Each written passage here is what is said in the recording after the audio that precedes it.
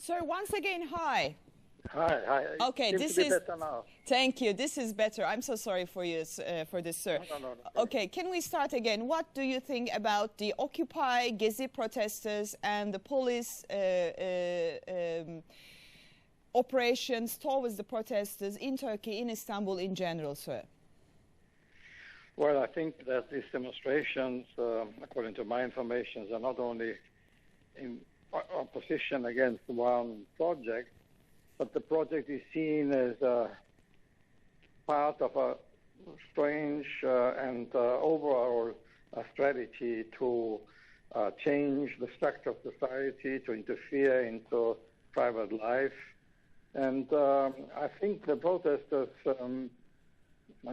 big majority, were very peaceful but very concerned about development in Turkey.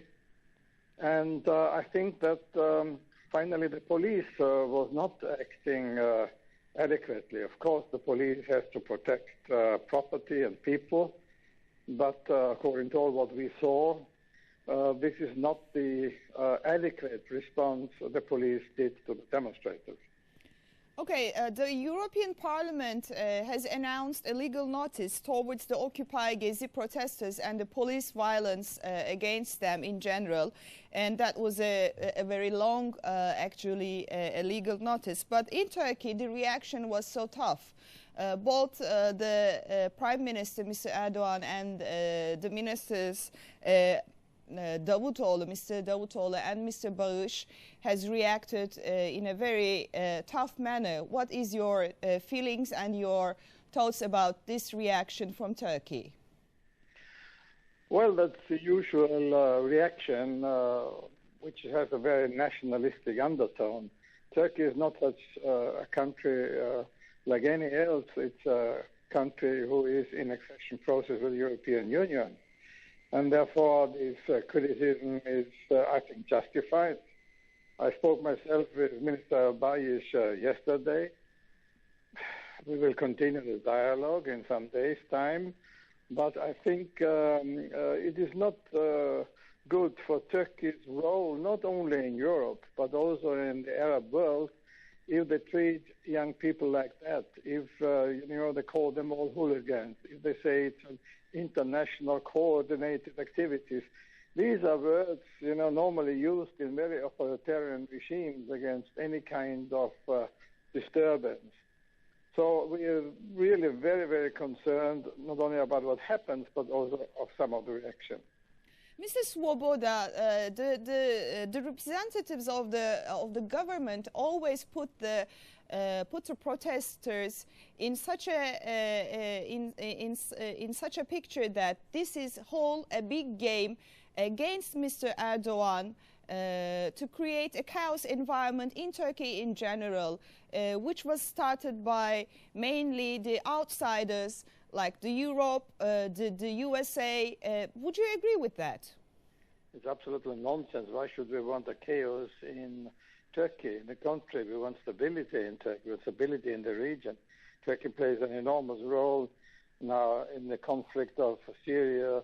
It gets a lot of refugees and is helping these people. So why should we have an interest in chaos? It's absolutely nonsense and absolutely in the line of we are not responsible, we didn't do any mistake, it's only the others. But Turkey, the Turkish government should see the mistakes they did.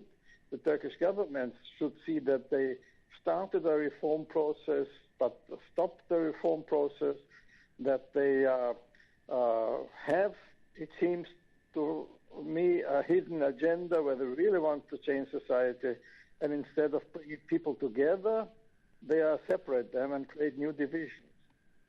Mrs. Swoboda, till now we know that as a member of the European Parliament and as Mr. Ana Swoboda yourself, you were supporting this government in the reforms that they have made till now. What do you think has changed? Do you think that you were wrong, they were wrong, now everything is wrong? I mean, what has changed for your side and for the government at the same time? I think the first steps the government did in pushing back the role of the military in the internal affairs in trying to overcome some divisions with the Kurd population were right steps, were correct steps. But then, I don't know if it is that Mr. Erdogan didn't see the limits as our Prime Minister has, or, as some people say, the hidden agenda of not democratization, but of Islamization is coming around. I don't know. Further analysis are necessary. But I'm always of the opinion that we have to defend certain values. It's not about the one or the other government. When Erdogan government did right things, I supported it. When it does wrong things, I cannot support it. And that's it. I think the government lost control of a clear strategy of democratization and went into a very authoritarian way to deal with public affairs. What are the values that you are strongly trying to put in the picture? Can you name some of them so that the public understands more in Turkey? Well, if I understood your question correctly, I think we still wait for a new constitution, which is really creating democracy in a stable way. We have too many journalists in the prison, so we have to change that and put them out of prison. We really have to have a step forward on the Kurdish issue.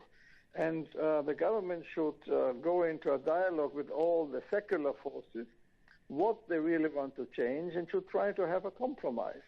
Because all the references you have laws against alcohol, and you have this may be right or wrong in the detail, but the overall picture, of course, is a different one in Turkey today than in most of the European countries.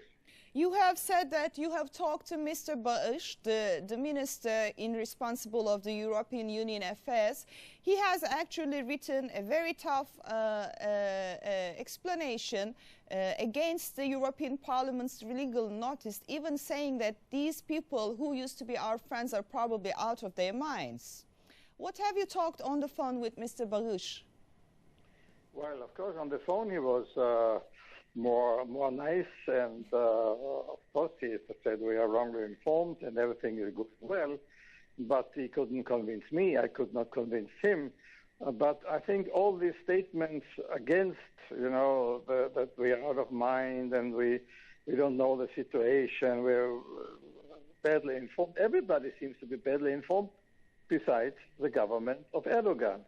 All the rest of the world, of the Western world, in the US, in Europe, are very much concerned. And I stick to the line that we have to defend and support those who want more freedom and not less freedom, those who want to keep the principle of a secular state. I always defended, for example, the headscarf should be used by adult women wherever they want to use it. And there are some reforms I can understand, but on the other hand, Mr. Erdogan seems really to try change the society in Turkey. If he gets the support of the citizens, okay, but this is nothing to do with European values. He cannot say, I want to go to Europe, and on the other way, go away from Europe by his legislation, by his action. What he does now is not going towards Europe, but away from Europe. And one final two little questions. The Turkish public knows, of course, about your argument between Mr. Kılıçdaroğlu, the leader of the opposition party, and you in the European Parliament. Any change of mind concerning that event? Because now people are talking in Turkey and also in Europe that this is getting more tougher in Turkey and sort of started to resemble a plebiscitarian dictatorship. Would you agree with that? Look, not everybody whom I criticize and whom we have to criticize is like Assad. Look at the thousands and thousands and thousands of people killed in the civil war in Syria. Assad never would have waited even for the demonstrations to take place several days. So it's nonsense to compare him. But that doesn't mean if I say Erdogan is not Assad, and some people even compare him to Hitler, this is absolute nonsense. But that doesn't mean that I defend him in what he does. And if police actions in my country and other countries are wrong, we criticize it as well. So we criticize what is happening, but that doesn't make it sense to make a historical sales comparison. That's all. But this is not the big issue. The big issue now is to support, from our point of view, the peaceful demonstrations and those who want to have continuously a secular Turkey, a Turkey which is close to the European Union. And one final question, Mr. Swoboda. Some of the public in Turkey think that, okay, the government have some problems in terms of the relationships with the European Union, but our European friends also has to ask themselves, have they helped enough for Turkey to be a member of the European Union? What is your personal feeling about that? Yeah, we did not do enough for that. Since years, I say we just need much more information of citizens. And therefore, I asked also and demanded that we start with the chapter 24, the chapter about the state of law and about human rights, because then we can really discuss the issue. It doesn't make sense to criticize Turkey and not to open these chapters. Therefore, I think we should go on in accession talks. We should be helpful towards Turkey.